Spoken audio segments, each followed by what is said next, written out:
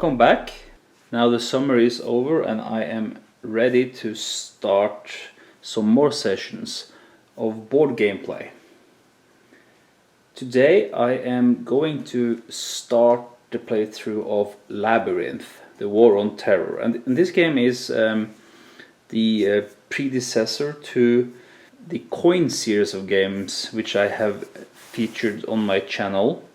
I played through Cuba Libre, and before Cuba Libre, Folko Runke, the designer, made this game, Labyrinth. So there are some mechanics that are similar, although this is a strictly two-player game, or a solo game also, but only 2 sides instead of 4 sides. There are these cards, but you get the cards into your hand instead of playing it open each round as you do in a coin. But enough of that, let's just dig into the game and see what it's all about.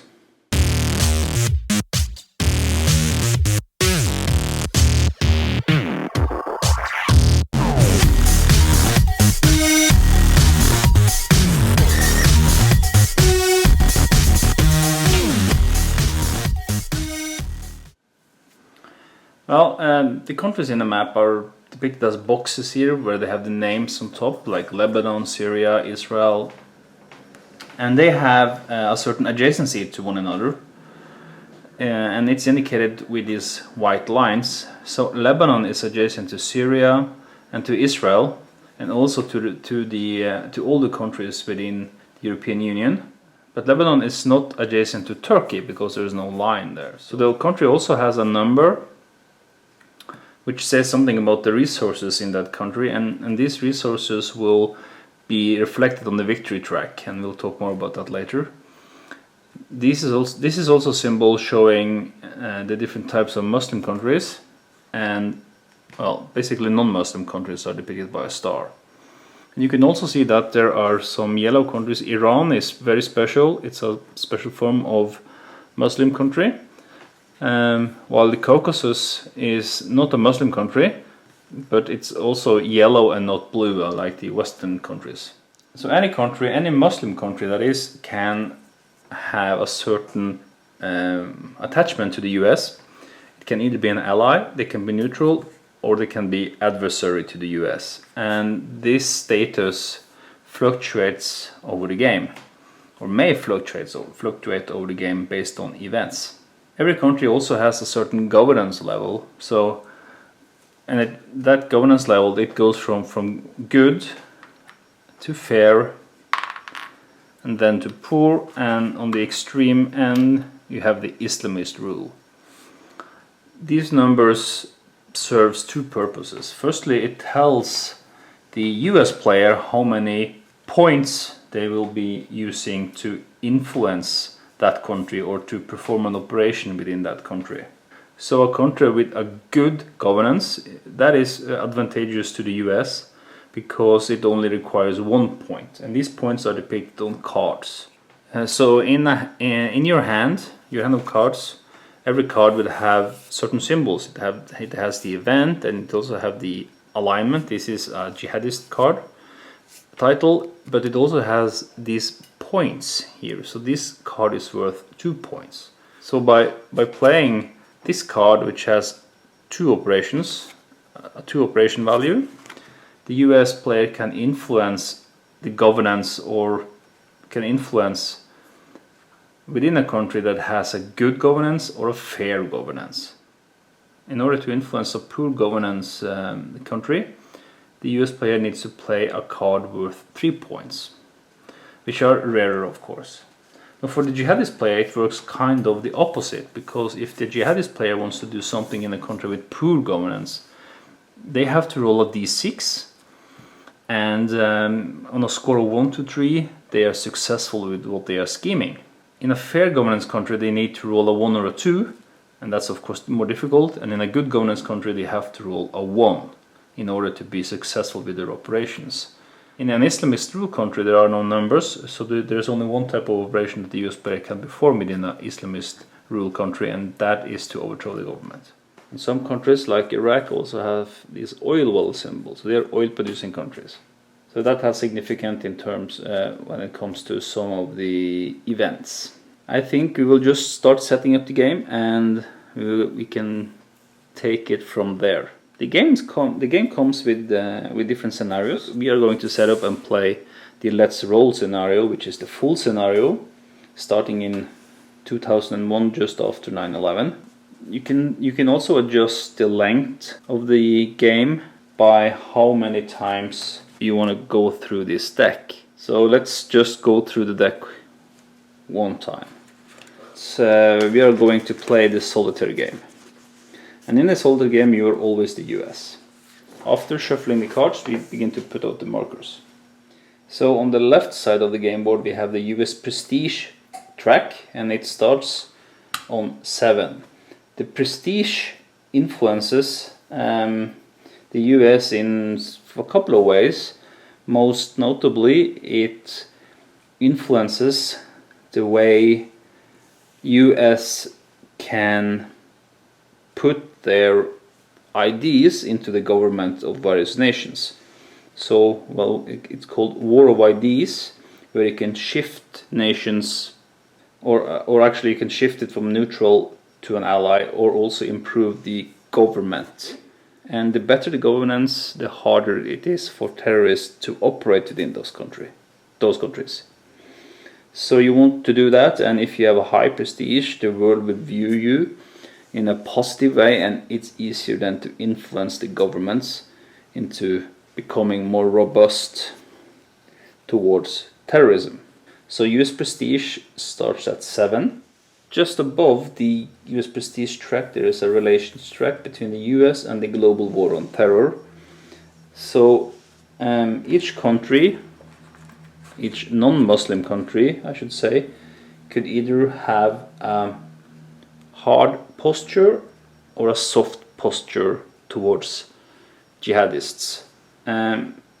It means that, well, I'm assuming it means that a hard posture, they are more likely to reply military to threats, while a soft posture is more about other means of resisting terrorists or combating terrorists or jihadists. We are starting, so basically you count up all the countries in the world and you find out how many are hard and how many are soft, and you put that number on this track here. You take the number of hard countries, subtracts the number of soft countries, and you put down here where it starts. So in the beginning of the game there is one hard country and no soft countries, so that will put the world at +1 hard. And the US also starts with hard. Now there is a penalty if the relations between the world and US is opposite. So if the US is soft and the world is hard, it's harder for the US to influence on the War of Ideas operations. But we are starting the game where both have the same view. So you as a player want to make sure that you have the same view as the world. So up in the right corner there are boxes for the US troops, and there are 5 troops in each box. And the boxes have names. So the first one is called Low Intensity, the second one is War, and the third one is Overstretched. And this is how the US military are deployed in the world. At low intensity we get to draw 9 cards and have a 9-card hand, while as we deploy troops it's getting harder and harder for us to operate, probably because the view back home in the States are such that many troops out in the field is not a good thing for opinion, and therefore the maneuverability of the US government has been reduced. That's how I see it anyway. So we want to make sure that we are not deploying too many troops, unless we really need to, of course. In the beginning of the game we are starting with 6 troops, or we're starting with 4 troops. Here is starting on the map, and there's a marker here marking the number of troops, so as we remove troops, we will keep the marker in the box unless there are less than 5 troops in that particular box. Then we will move up, and this marker will tell us how many cards we can have. Now we can, under certain criteria, we can withdraw troops from the map, and that will push the marker in this direction here. The jihadist funding track works a little bit different. It starts at 9, and it also dictates the hand size of the jihadist player.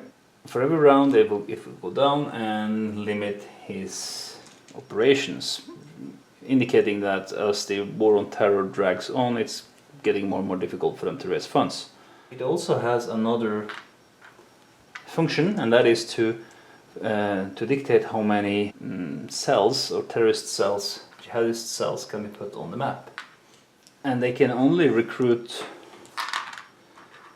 cells from the box directly underneath their funding marker or to the left of it. Meaning at the start of the game they can recruit all the cells available to them, but as the funding drops, they can only recruit now at funding 6, moderate, they can only recruit from this and this box, leaving these 5 cells unavailable. The cells can either be sleeper cells on the map, sleeper cells, or active cells. And when they're active, they can be removed, and they have to be active in order to do something. So they will start with 4 cells on the map. So I mentioned that we will only go through the deck once, so there is a marker for that as well. So I put that on 1, and after that we can move it to the end. If we decided to start with 3 decks, we will move the marker down as we go through the decks. And up here is just reminder in which phase we are at any given time point. I will most certainly forget to use that. It's just too far off. When I'm sitting here in front of the map, it's just way over there. So, but you can see that the phases are that the jihadist gets to play 2 cards, then the US gets to play 2 cards, and then we resolve any plots and we start again. So we also have markers that marks the governance level. So Libya is a poor adversary to the US, the same as Iraq. Syria has a better level of governance, but they are also adversary, they are fair. Now, Saudi Arabia is a poor ally, the Gulf states are fair allies. Pakistan is a neutral, it's poor, so it's neither ally or adversary, and they have weapons of mass destruction. So we need to be a little bit careful with Pakistan, because the neighboring country in Afghanistan is of course under Islamist rule, and definitely an adversary. The Islamists have 4 sleeper cells in Afghanistan, showing, well, Taliban presence, I guess. The Gulf states and Saudi Arabia has 2 troops each. Somalia down here is a besieged regime, so there's a lot of unrest going on there. And this counter indicating a besieged regime, and it's besieged of jihadists. So if the jihadists are getting in here and are attempting to do a jihad to overthrow the government, they will be aided by this besieged regime March Corps. So okay, just a quick zoom up on the reserves, which is up in the right corner. We start with 0 reserves, both players. Now in a solo game we are not using the jihadist reserve marker. I'll put it there for now, but the US can save some points on the cards in order to use them later, because every card has a value from 1 to 3. That is the point value, and if the US player needs to do something that costs 3 but they only have these 2 cards, they cannot play these 2 cards as 1 card, but they can play this card, save 2 points, and then play the 1 card, adding the 2 points for a 3 card. let us have a look at the victory track, and there were also the victory conditions are printed on the map. So first of all, if you look at the country that are good, under good governance, we can add up their resources, but there are none at the start of the game. It's only the Muslim countries that count, so the Western European countries do not contribute with their resources, because they have no resources in this game per se, so the good resources are at 0. And the Islamist resources are at 1, because Afghanistan with the one resource is under Islamist rule. So if we count up all the poor or Islamist countries, we will get to the number of 4. And if you count all the countries that are fair or good, you should get to 3, because, well, I did a mistake, I think. Pakistan is fair, it's not poor, it's fair neutral.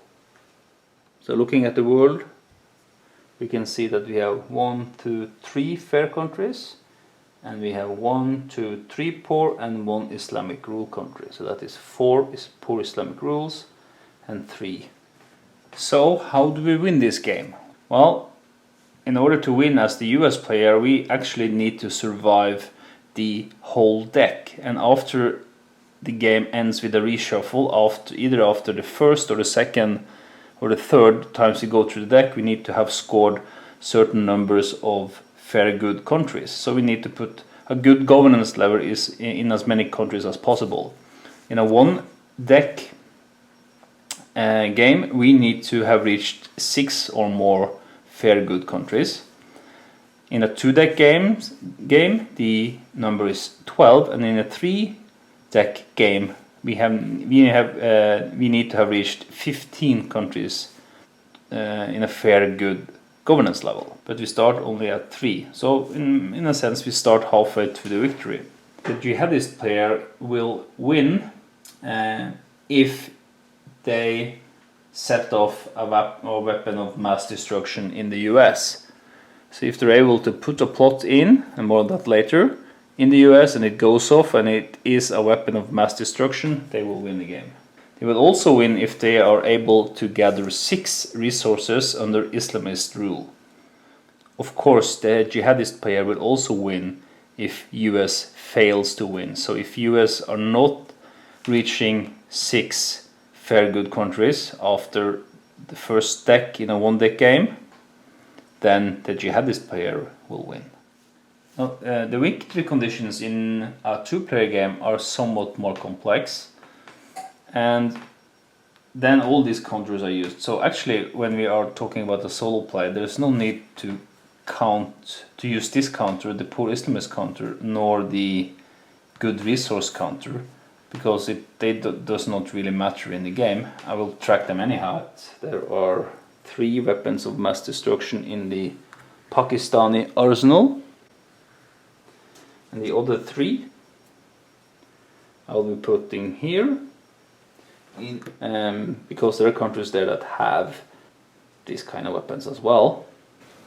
And particularly there are 3 events: Loose Nuke, Heu, Heu, and Kazakh Strain, that can unlock these weapons of mass destruction for the jihadist player. Now we don't want that, at least when we are playing a US player.